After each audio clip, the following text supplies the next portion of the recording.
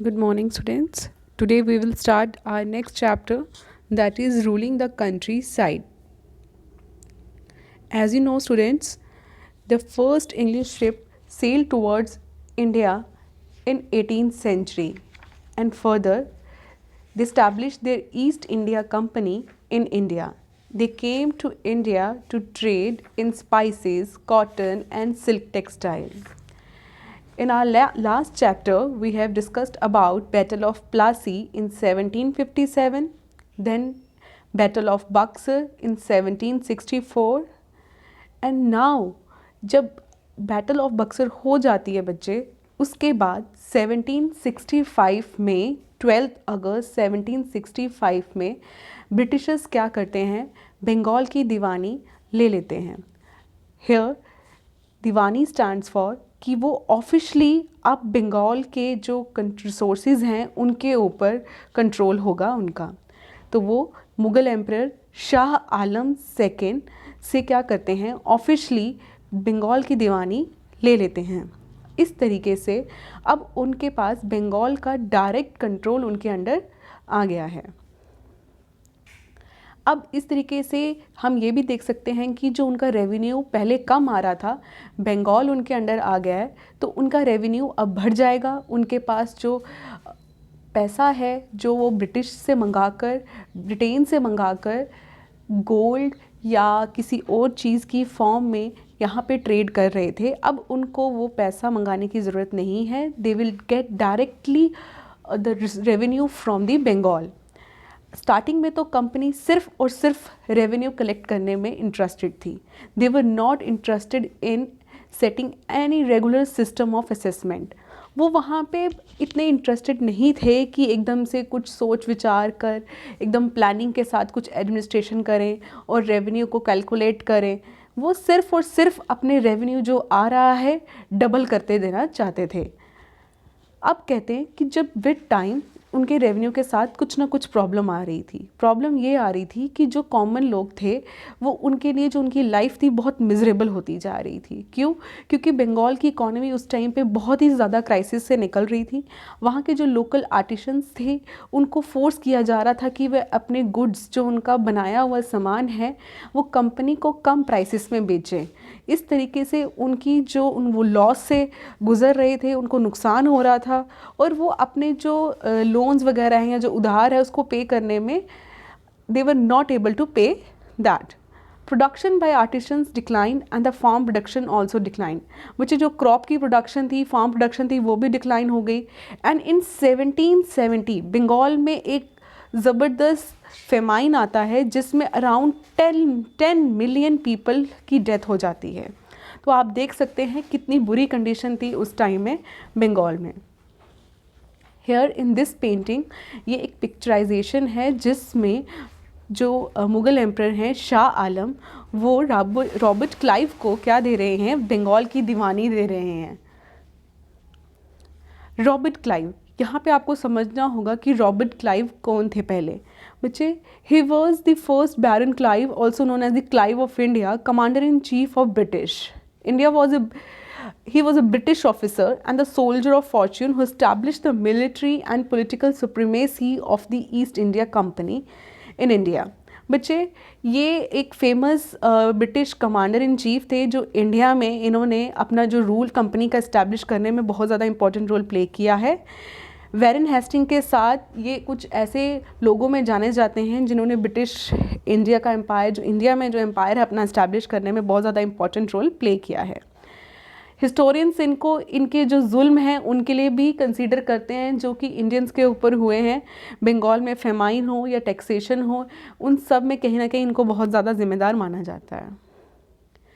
अब बच्चे, जो कंडीशन बंगाल में इतनी ख़राब थी, वहाँ पे फेमाइन आ चुका था, लोगों की लाइफ बहुत डिस्टर्ब थी, तो ब्रिटिशर्स ने सोचा कि अगर हमें रेवेन्यू कम आएगा, लोग इतने डिस्टर्ब्ड हैं, तो वो एग्रीकल्चर इतने अच्छे से नहीं हो पा रहा, लोग अगर परेशान रहेंगे तो उनका रेवेन्यू भी जनरेट नहीं होगा. So why not to devise some plan to improve the conditions of the agriculture. Now they came up with the plan that is permanent settlement. बच्चे, उन्होंने ये स्टेप्स लिए ताकि लैंड की जो इम्प्रूवमेंट है वो की जाए. इस सेटलमेंट एक्ट को 1793 में लाया गया। इसमें क्या किया गया बच्चे, जो राजाज और तालुकदार थे उनको ज़मींदार के नाम से जाना गया और उनको एक रिस्पॉन्सिबिलिटी दी गई कि आप क्या करोगे, रेवेन्यू कलेक्ट करोगे पीजेंट से जो कि फार्म में काम कर रहे हैं या फिर जिन्होंने ज़मीन उधार पर लेकर खेती करवा रहे हैं। The amount to be paid was fixed permanently, और ये कुछ सालों के लिए अमाउंट को फिक्स कर दिया गया। ब्रिटिशर्स ने क्या कहा, तालुकदार और राजाज को ज़मींदार बना दिया। ज़मींदार को बोला गया कि आपसे फिक्स्ड अमाउंट ली जाएगी जो कुछ सालों तक चेंज नहीं होगी। तो इससे ये होता है बच्चे कि जब अमाउंट फिक्स हो जाती है तो ज़मींदार को लगा कि जब भी कोई प्रोडक्शन होगी, मान लो अगर वो 100 रुपया उन्होंने अमाउंट फिक्स कर दिया ब्रिटिशर्स ने कि कुछ सालों तक आपने हमें इतना रेवेन्यू देना है पर फार्मर, एक फार्मर से आपने 100 रुपया लेना है, और कभी कभी प्रोडक्शन मान लो 200 रुपये की हो जाती है, तो जो बाकी 100 रुपया बचेगा मे बी उसे ज़मींदार रख लेगा या उसे कुछ पीजेंट और ज़मींदार मिलकर हाफ हाफ कर लेंगे। बट ब्रिटिशर्स की जो अमाउंट थी वो फिक्स की गई थी। ब्रिटिशर्स का कहना था कि जो प्रॉफिट ज़मींदार कमाएंगे उससे वो क्या करेंगे, लैंड के ऊपर इन्वेस्ट करेंगे और अच्छे से वहाँ पे प्रोडक्शन होगी। बट वो जो अमाउंट थी, रेवेन्यू इतना फिक्स था बच्चे स्टार्टिंग में कि जो अगर फॉर एन एग्जांपल जो 100 रुपया फिक्स किया गया था, ये एक एग्जांपल है, ऐसा था नहीं बट हम इसको एग्जांपल लेके चलते हैं कि अगर एक फार्मर को 100 रुपया देना था, कई बार कुछ ऐसी कंडीशंस होती थी, कभी सूखा पड़ता था, कभी फ्लड आता था, वो 100 रुपया भी अनेबल हो जाते थे पे करने के लिए। इस टाइम पे फिर क्या होता था कि जो नुकसान होता था वो ज़मींदार को होता था और उनकी ज़िम्मेदारी चली जाती थी। पहले कुछ सालों में तो बहुत ज़्यादा नुकसान हुआ ज़मींदार्स को, लेकिन विद टाइम प्रोडक्शन इंक्रीज़ हुई और ज़मींदार्स की कमाई ठीक ठाक होने लगी और उनकी जो इनकम थी वो बढ़ने लगी। लेकिन कंपनी का जो अंडर परमानेंट सेटलमेंट एक्ट जो उनका टारगेट था या जो उनका रेवेन्यू का अमाउंट सेटल था वो था फिक्स्ड, इट वाज फिक्स्ड। अब फिक्स होने के कारण अगर जो ज़मींदार फ़ायदा उठा रहे हैं, जो प्रॉफिट उनको हो रहा है, वो ब्रिटिशर्स के पास नहीं जा रहा था। अब जो फ़ायदा था वो जो ज़मींदार थे वो भी ज़मीन में इन्वेस्ट नहीं कर, ज़मींदार क्या कर रहे थे, जो प्रॉफिट हो रहा था वो अपनी पॉकेट में रख रहे थे, ना तो वो लैंड पे इन्वेस्ट कर रहे थे, लैंड की बेटरमेंट के लिए कुछ कर रहे थे, ना ही वो पीजेंट के लिए कुछ कर रहे थे। तो इस तरीके से ये सिस्टम बहुत ही ऑप्रेसिव बन गया। किसके लिए? कल्टीवेटर के लिए। जो लैंड पे डायरेक्टली काम कर रहा है उसे तो कुछ फ़ायदा नहीं है, उसे तो पहले भी नुकसान था और बाद में भी नुकसान है। कभी उसका पैसा ज़मींदार खाएगा, कभी उसका पैसा ब्रिटिशर्स खाएंगे। तो उसके लिए ये बहुत ही ऑप्रेसिव सिस्टम था, क्योंकि कभी कभी तो उसको मनी लेंडर से पैसा लेकर अपनी खेती बाड़ी कंटिन्यू करनी पड़ती थी। तो ये जो सिस्टम था बहुत ही ज़्यादा ऑप्रेसिव साबित हो रहा था, बहुत ही ज़्यादा ब्रूटल था, लोग बहुत ज़्यादा दुखी थे इस चीज़ से। तो अब इस सिस्टम से क्या हुआ कि कई ज़मींदार जो थे, जो कभी कभी नहीं पे कर पाते थे, उनकी जो ज़मींदारी थी उसको ऑक्शन करके उनको ज़मींदारी छुड़वा दी जाती थी।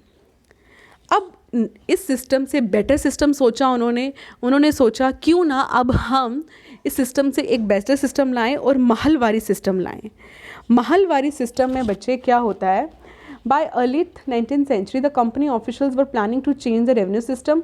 A new system was devised by Holt Mackenzie ने ये एक नया सिस्टम लाया और यहाँ पे उन्होंने इंडियन विलेजेस, जो विलेज है ना बच्चे, उसकी इम्पोर्टेंस को रियलाइज़ किया कि इंडिया की इकोनॉमी में जो ये विलेजेस हैं बहुत इम्पॉर्टेंट रोल प्ले करते हैं, ये these are the centres of the economy. तो उन्होंने क्या किया, कलेक्टर्स को भेजा डिफरेंट विलेजेस में सर्वे करने के लिए। इस सर्वे से लैंड का साइज़ और सब कुछ कैलकुलेट करने के बाद जब उन्होंने एस्टिमेट लगाया कि एक विलेज से मान लो हमें यहाँ से 1 लाख आना चाहिए। समझ रहे हो आप कि अगर उन्होंने एक विलेज को कैलकुलेट किया और वहाँ से ये डिसाइड किया कि यहाँ से हमें इतना अमाउंट टैक्स आना चाहिए, तो ये सब कैलकुलेट करने के बाद उन्होंने क्या कहा कि एक विलेज का, उस टाइम पे विलेज को कहते थे महल, तो तभी सिस्टम का नाम है महलवारी सिस्टम। तो उन्होंने क्या किया, हम ये अमाउंट ये रख देते हैं विलेजेस के लिए कि इस विलेज से इतना आना चाहिए, इस विलेज से इतना आना चाहिए। कैलकुलेट करने के बाद, सर्वे करने के बाद इसको टाइम टू टाइम हम चेंज करते रहेंगे। और उन्होंने ड्यूटी लगा दी एक विलेज हेडमैन की। किसकी ड्यूटी लगाई यहाँ पे? पहले थी ज़मींदार की, अब ज़मींदारों को हटाकर महलवारी सिस्टम में उन्होंने किसको ड्यूटी लगा दी? विलेज हेडमैन की, कि आपने अपने विलेज से रेवेन्यू कलेक्ट करके हम तक पहुंचाना है। कुछ टाइम के बाद बच्चे, उनको ये सिस्टम भी इतना ज़्यादा बेनिफिशियल नहीं लगा और साउथ इंडिया में उन्होंने सिस्टम फॉलो किया, मुनरो सिस्टम। इसको हम रोतवारी सिस्टम भी कहते हैं। दिस सिस्टम वॉज लाइक, ये अलेक्जेंडर रीड ने इसको डिवाइस किया था। ही ट्राइड इट, इसने छोटे छोटे एरियाज़ में इसको ट्राई किया, जहाँ भी टीपू सुल्तान का जो एरिया था, जहाँ पे उन्होंने कैप्चर किया था, वहाँ पे इन्होंने अप्लाई किया। और लेटर ऑन थॉमस मुनरो ने इस सिस्टम को डेवलप किया, तभी इस सिस्टम को क्या बोला गया? Munro system. लेकिन बच्चे, ये जब साउथ इंडिया में अप्लाई किया गया तो वहाँ पर ये डायरेक्टली जो कल्टीवेटर थे, जिनको रोत कहा गया था, क्या कहा गया? रोत। जैसे कि आपने नॉर्थ इंडिया में देखा महलवारी सिस्टम में कि वहाँ पर, और परमानेंट सिस्टम में उन्होंने या तो ज़मींदार की ड्यूटी लगाई या तो विलेज हेड्समैन की। बट अंडर दिस सिस्टम इन्होंने डायरेक्टली पीजेंट्स के साथ डील किया, कल्टीवेटर के साथ, रोत के साथ। रोत मीन्स जो कल्टीवेट करेंगे लैंड पे। यहाँ पे ज़मींदार नहीं थे इस एरियाज़ में, तो इस ईयर में यहाँ पे इन्होंने रोत के साथ डायरेक्टली डील किया। अब इनकी फील्ड्स की भी अच्छे से सर्वे किया गया और रेवेन्यू का असेसमेंट किया गया कि यहाँ से रेवेन्यू कितना आ सकता है। यहाँ पे हम थोड़ा सा थॉमस मुनरो के बारे में जान लेते हैं। He was a Scottish soldier और वो एक ब्रिटिश के एडमिनिस्ट्रेटर थे। वो ईस्ट इंडिया कंपनी के ऑफिसर थे और काफ़ी अच्छे रूलर थे उनके हिसाब से। उन्होंने यहाँ पे इंडिया में रूल किया और यहाँ पे मुनरो सिस्टम डेवलप किया। अब बच्चे, ये जो मुनरो सिस्टम था, ये इतना ज़्यादा इन्होंने रेवेन्यू सेट कर दिया कल्टीवेटर्स के ऊपर, इतना ज़्यादा हाई डिमांड कर दी कि वो कल्टीवेटर्स के लिए बहुत टफ हो गया पे करने के लिए। इन्होंने असेसमेंट करने के बाद रेवेन्यू की अमाउंट मान लो पर कल्टीवेटर से कहा कि मान लो एक फार्मर है, वो कल्टीवेट कर रहा है, जिसको वहाँ पे रॉथ बोला जाता था कल्टीवेटर को। जब वो कल्टीवेट कर रहा है, मान लो अगर वो उस पूरे फार्म से पूरे साल में सिर्फ 500 कमा पाता था उस टाइम पे, तो क्या पता रेवेन्यू की अमाउंट 700 हुई हो, तो उल्टा उसको 200 रुपया नुकसान हो जाता था। तो ऑब्वियसली रेवेन्यू जब इतना ज़्यादा हो, दे वर नॉट एबल टू पे द रेवेन्यू, और वो क्या करते थे, वहाँ से विलेज छोड़कर भाग जाते थे और पूरे के पूरे विलेजेस खाली हो गए इस प्रॉब्लम की वजह से। विद टाइम बच्चे, अब क्रॉप्स फॉर यूरोप, यहाँ पे ये आइडिया डेवलप होता है कि ब्रिटिशर्स सोचते हैं कुछ ऐसी क्रॉप्स ग्रो की जाएं जो हमारे यूरोपियन मार्केट में जिनकी डिमांड है, वो क्यों ना इंडिया में ग्रो की जाएं। सो क्या किया उन्होंने, ओपियम और इंडिगो को ग्रो करवाना शुरू किया यहाँ पे। दे परसुएडेड और फोर्स्ड, या तो वो कभी कभी क्या करते थे, अपनी ट्रिक्स एंड पॉलिसीज़ के थ्रू फार्मर्स को परसुएट करते थे, या फिर फोर्सफुली उनसे कहते थे कि ये वाली क्रॉप्स ग्रो की जाएं। जैसे कि जूट बोला जाता था बंगाल में ग्रो करो, टी को असम में, शुगर केन को भी UP and this kind of areas में बोला जाता था, कॉटन को महाराष्ट्र वाले एरियाज़ में, wheat and rice to be grown in Punjab area. तो दीज वर दी थिंग जो उन्होंने बोला कि आपको लार्ज अमाउंट में ग्रो करनी पड़ेंगी फॉर द यूरोपियन मार्केट। अब यहाँ पे आप देख सकते हो कि एक ओल्ड कोर्ट हाउस की बिल्डिंग की एक पिक्चर है जो उस ज़माने में खींची गई थी। These are the picturisations that are given in your NCERTs to develop that kind of imagination in your mind. आप इमेजिन कर पाओ कि उस ज़माने में किस तरीके से ब्रिटिशर्स ने बिल्डिंग्स की कंस्ट्रक्शन करवाई, कैसे वो डील करते थे, कैसा एटमॉस्फेयर था वहाँ का, कैसा पिक्चराइजेशन, एक आप अपने दिमाग में एक सीन क्रिएट कर सकते हो। हाई डिमांड ऑफ इंडिगो, जैसा कि मैंने आपको बोला कि इंडिगो एंड ओपियम एक प्लांट हैं बच्चे, जिनकी जो बहुत ज़्यादा इंटरनेशनल मार्केट में डिमांड थी। तो यहाँ पे हम पहले समझेंगे कि इंडिगो होता क्या है बच्चे। इंडिगो एक प्लांटेशन क्रॉप है जो कि डाई करने के लिए यूज़ होती है, जो इटली, फ्रांस और ब्रिटेन में बहुत ज़्यादा यूज़ की जाती थी, और इसकी जो cost, it was very costly. तो ये डाई मतलब ये इंडिगो ब्लू कलर का एक फ्लावर होता है जिससे कि डाई डेवलप होती है। आप सबके जो कपड़े हैं जो ब्लू कलर के होते हैं आज वो सिंथेटिक प्रिंट में है, लेकिन उस ज़माने में उनको नेचुरली डाई किया जाता था and that was done by Indigo plant. तो उसकी जो इंडिगो प्लांट की बच्चे बहुत ज़्यादा डिमांड थी इंटरनेशनल मार्केट में, और उसकी जो कॉस्ट थी वो भी बहुत ज़्यादा थी, और ब्रिटिशर्स इसका फ़ायदा उठाना चाहते थे। क्यों? क्योंकि इंडिया में उनके पास चीप लेबर प्रेजेंट था, ऑलरेडी उनका रिसोर्सेज पे कंट्रोल था। लेकिन जो इंटरनेशनल मार्केट में एक इंडिगो की जगह प्लांट था वोड, जो भी ब्लू कलर डाई डेवलप करता था, उसको यूज़ किया जाता था। लेकिन कहीं ना कहीं इंडिगो की डिमांड बहुत ज़्यादा थी, तो जो वोड था ना, ये फॉरेन के जो सप्लायर्स थे वो ग्रो करते थे। लेकिन जैसे जैसे इंडिगो मार्केट में आया तो उन्होंने बोला ये इंडिगो हमारे लिए बहुत ख़तरा है, तो इंडिगो को उन्होंने बैन करवा दिया। लेकिन इंडिगो ही ऐसी एक चीज़ थी जो कपड़ा बनाने वाली इंडस्ट्री थी वो इंडिगो को प्रेफर करती थी, तो अपनी गवर्नमेंट से रिक्वेस्ट करने लगे कि इंडिगो को बैन मत करो, इंडिगो हमारे लिए ज़रूरी है, तो इंडिगो को जितना हो सकता है वो सप्लाई करो। By the end of 18th century industrialisation began in Britain and cotton production expanded manifold. बच्चे जब 18th सेंचुरी ख़त्म होने वाली थी, इंडस्ट्रियलाइजेशन शुरू हो गई थी। इंडस्ट्रियलाइजेशन का मतलब है बिग मशीनरीज, जब एक तरीके से मशीन्स के साथ काम होना शुरू हो गया, तो जो कॉटन टेक्सटाइल इंडस्ट्रीज थी वो बहुत ज़्यादा एक्सपैंड हो गई और डिमांड इंडिगो की बढ़ गई। जब कपड़ा आएगा तो उसके कलर भी करना है, तो इंडिगो की डिमांड काफ़ी बढ़ गई, और बाकी कंट्रीज से उनको जो डाई का जो कलर था ब्लू वाला वो इतना अवेलेबल नहीं था, तो सारा प्रेशर आ जाता है इंडिया में। वो इन्होंने सोचा क्यों ना हम इंडियन इंडिगो को यूज़ करें। अब ये एक पिक्चराइजेशन है, जैसे कि गाँव को इन्होंने देखो कैसे कन्वर्ट कर रखा है। पीछे ये फैक्ट्रीज, ये जैसे एक आपको ये दिख रहा है कि वहाँ से धुआं निकल रहा है, तो गांव में ये फोर्स या परसुएट किया गया लोगों को कि आपको इंडिगो की कल्टीवेशन करनी है। यहाँ से वो चीप अमाउंट में इंडिगो लेकर जाते थे और फॉरेन मार्केट में जाकर उसको अच्छे अमाउंट में सेल करके प्रॉफिट कमाते थे। अब बच्चे कंपनी ने सोचा क्यों ना हम इसका जो कल्टीवेशन का एरिया है उसे इंक्रीज़ किया जाए, तो उन्होंने क्या किया, बंगाल में इसको चूज़ किया और बंगाल में ज़बरदस्ती इसको कहीं ना कहीं अप्लाई करने की कोशिश की। 30% से लेके 95% तक अमाउंट आ गई सप्लाई की। कहाँ पहले बंगाल सिर्फ 30% सप्लाई करता था इन 1788, और 1810 तक आते आते जो इंडिगो की सप्लाई थी 95% वो बंगाल से जाती थी फॉरेन में। तो सोचो कितना ज़्यादा इंडिगो की उस टाइम पे ग्रोथ की जा रही थी बंगाल में। Commercial agents and officials of the company began investing in indigo production to increase their profit. Many company officials even left their jobs to look after indigo business. बच्चे Indigo इतना ज़्यादा फ़ायदा दे रहा था कि कुछ जो ब्रिटिश ऑफिशियल्स थे उन्होंने अपनी जॉब छोड़कर वो प्लांटर्स बन गए और यहाँ पर आकर उन्होंने इंडिगो का बिज़नेस शुरू कर दिया। और इस तरीके से आप देखो क्या उन्होंने इसको business as a business idea use किया, और वो अपनी जॉब्स तक को छोड़कर इंडिगो की ग्रोथ में इन्वेस्टमेंट करना शुरू हो गए। और the company and the banks were giving loans for Indigo cultivation at that time. जो भी लोग इंडिगो की बिजनेस में आ रहा था, कंपनी उनको लोन्स दे रही थी ताकि आप मैक्सिमम लेवल पे इसमें इन्वॉल्व हो सको।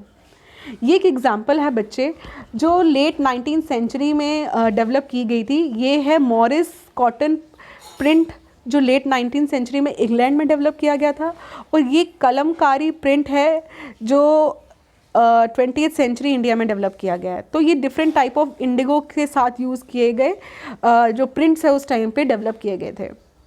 अब जो इंडिगो कल्टीवेशन जब शुरू हुई ये दो तरीके से की जाती थी। पहली थी निज कल्टीवेशन। बच्चे इसमें जो प्लांटर था, प्लांटर मतलब जिसने इन्वेस्टमेंट की है, जिसने ये ग्रो करवानी है इंडिगो, जिसने इस बिज़नेस में हाथ डाला हुआ है, वो क्या करेगा, वो डायरेक्ट लैंड के ऊपर कंट्रोल लेगा। या तो वो लैंड किसी से किराए पे ले लेगा या तो डायरेक्ट खरीद लेगा और वहाँ पे लेबरर लगाकर इंडिगो ग्रो करवा लेगा। It was a kind of direct control over the farm area. अब इससे प्रॉब्लम क्या थी, Indigo could be cultivated on fertile lands, but these areas are densely populated, hence only small plots could be acquired. अब Indigo को ज़्यादा land चाहिए थी, but populated हो रही एरिया होने के कारण यहाँ पे सिर्फ स्मॉल प्लॉट्स में ही इंडिगो को ग्रो किया जाता था। अब ज़्यादा से ज़्यादा लैंड लाने के लिए उन्होंने क्या किया, कभी कभी किसी न किसी के साथ उनकी कन्फ्लिक्ट या टेंशन होती रहती थी।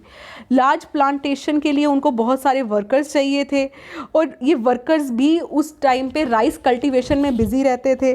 तो ये जो लेबर फोर्स इनको इंडिगो कल्टीवेशन के लिए चाहिए थी, ये बहुत डिफ़िकल्ट टास्क था प्लांटर्स के लिए बहुत डिफ़िकल्ट हो गया। बड़े बड़े जो लैंड हैं उनको एक्वायर करना और लेबर को इकट्ठा करना, लेबर मतलब लोगों को। तो जब भी प्लांटेशन एग्रीकल्चर, जैसे कि हमने ज्योग्राफी में भी पढ़ा था, जब भी प्लांटेशन एग्रीकल्चर होता है वहाँ पे लेबर की बहुत ज़्यादा रिक्वायरमेंट होती है, वहाँ पे लोगों की बहुत ज़्यादा ज़रूरत होती है, क्योंकि वहाँ इन प्लांटेशन एग्रीकल्चर में जो लीव्स होते हैं या उनको चुनना या लेबर में माइन्यूट से माइन्यूट काम जो होते हैं वो हैवी लेबर की ज़्यादा वहाँ पे ज़रूरत पड़ती है। इसलिए इन सब उस टाइम पे राइस की कल्टीवेशन होती थी जिस सीज़न में इंडिगो ग्रो होता था, तो ये बहुत बड़ी प्रॉब्लम हो गई थी उन लोगों के लिए। अब एक था रोटी सिस्टम जिसमें इंडिगो ग्रो की गिर जाती थी। पहला था निज सिस्टम, दूसरा था रोटी सिस्टम। इसमें क्या था, indigo cultivation done by roads, जैसे कि रोड्स को किसको बोलते हैं, कल्टीवेटर्स को। प्लांटर क्या करते थे, उनके साथ एक एग्रीमेंट करते थे जिसको बोलते हैं सत्ता। Sometimes they pressurize the village headman to sign the contract on behalf of the roads. कभी कभी वो विलेज के जो सरदार होते थे या हेड्समैन होते थे उनके साथ ही कॉन्ट्रैक्ट साइन कर लेते थे, और ज़बरदस्ती कल्टीवेटर्स को फोर्स किया जाता था कि आपको ये इंडिगो यहाँ पे ग्रो करनी है।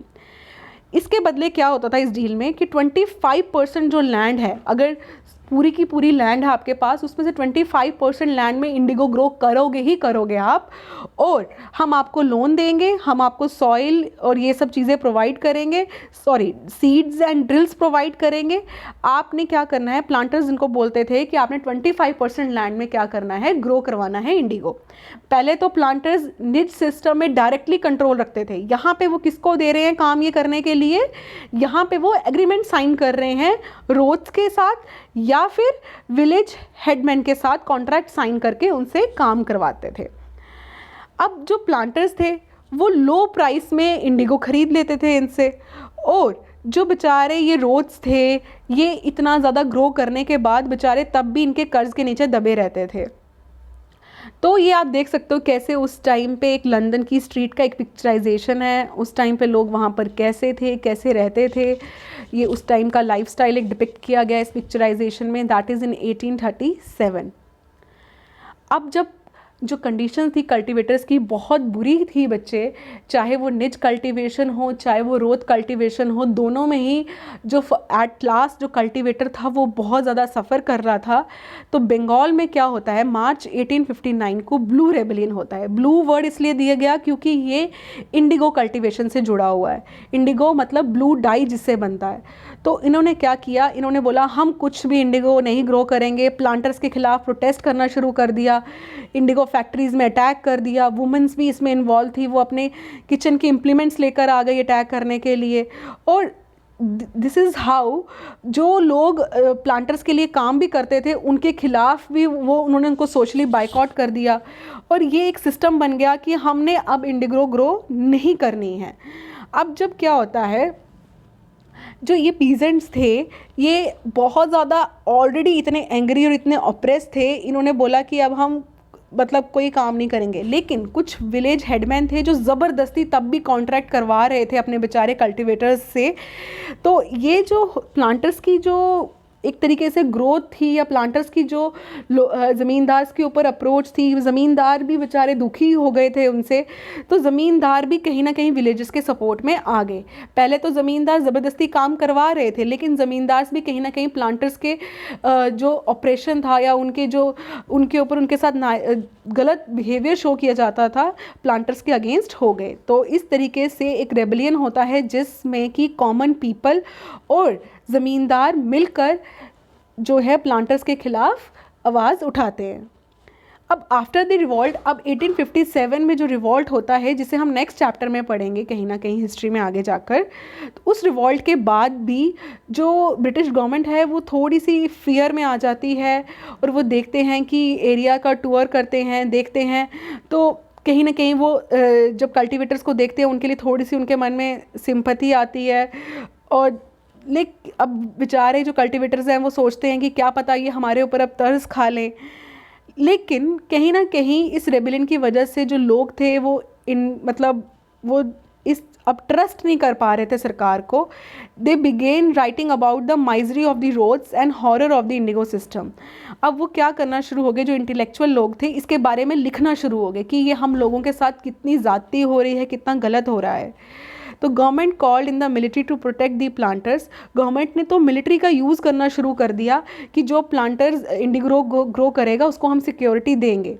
इंडिगो कमीशन तक बनाया गया ताकि प्लांटर्स के ऊपर एक नज़र रखी जाए और रोड्स के ऊपर भी उनको बोला जाए कि जो आपका काम है उसे आपने ज़बरदस्ती करवाओ या जैसे मर्ज़ी करवाओ, उनसे काम करवाया जाता था। अब कहीं ना कहीं जो प्लांटर्स गलत कर रहे थे उनको बोला गया कि अब जो लोग यहाँ पे एक बात आती है बच्चे कि अब जो ब्रिटिशर्स थे ना कहीं कल्टीवेटर्स का विश्वास जीतना चाहते थे। और उन्होंने क्या किया, ऐसे कमीशंस बनाकर कल्टीवेटर्स को कहा आपके साथ गलत नहीं होगा, जो भी प्लांटर आपके साथ ज़्यादती करेगा उसे सज़ा मिलेगी। ये एक इंडिगो फैक्ट्री है जहाँ पे लो कॉस्ट ऑफ लेबर के साथ इंडियन से काम लिया जाता था।